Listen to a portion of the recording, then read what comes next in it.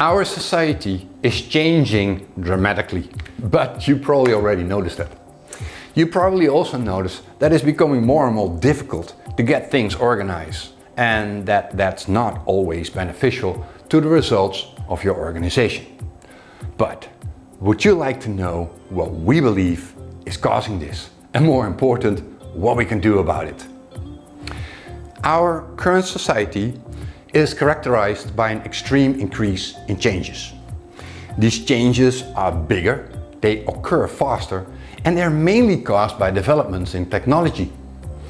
We humans have quite some difficulty keeping up with all of this, and therefore our adaptation progresses a lot slower. This creates a so-called adaptation gap, a phenomenon known as Martek's law. But what actually causes our slow adaptation? Well, it's mainly in the way we have been taught to think. As a result, we cling to familiar principles and practices. We focus on individual performance and profit, and we ignore the importance of teamwork and motivation. In short, we seek solutions to the problems of the 21st century with a mindset and a behavior of the industrial age. We people are the problem.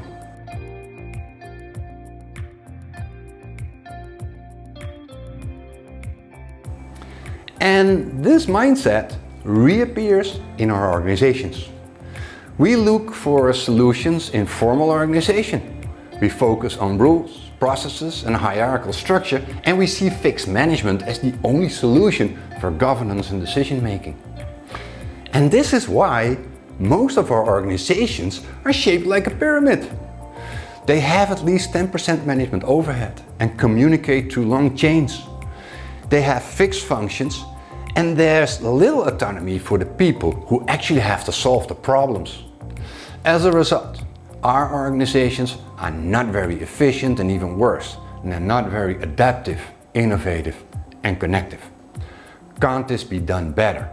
And if so, does anyone have a good example that we can use?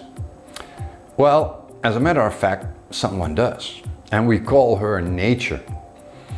We usually don't think of it this way, but all of nature, in fact the entire universe, is a self-organizing system. From the infinitesimally small to the incomprehensibly large, it's all self-organized. And to organize large groups of individuals, nature uses self-organizing swarms, and these are the most flexible, efficient and sustainable organizations we know of. In a swarm, all animals are fully autonomous and self-organizing, yet they're highly connected and fully purpose-driven. Swarms follow the 6 holographic principles, and they always strive to maximize future freedom of action. This creates what is known as swarm intelligence, and it makes them immensely connected, innovative and adaptive. Could self-organization be the answer to the huge changes in our society and the much needed adaptation in our organizations? Well, we like to believe that's the case. But how can we benefit from this swarm behavior? We've defined 3 steps to get us there. First, self-organization requires a different fundament. It starts with the acceptance of a new organizational narrative, and we base this on the 6 principles of swarm intelligence. Second, self-organization also requires a different structure, an organization defined in flexible spheres, each with its own role, purpose and tasks. But above all, it requires a whole new way of thinking and behaving, a change in our mindset.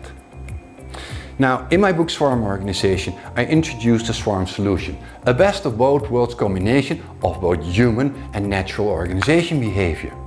Would you like to know how this all works? Well, then click on the link below and step into the world of swarm organization. Read the book and sign up for a seminar, a masterclass or one of our courses.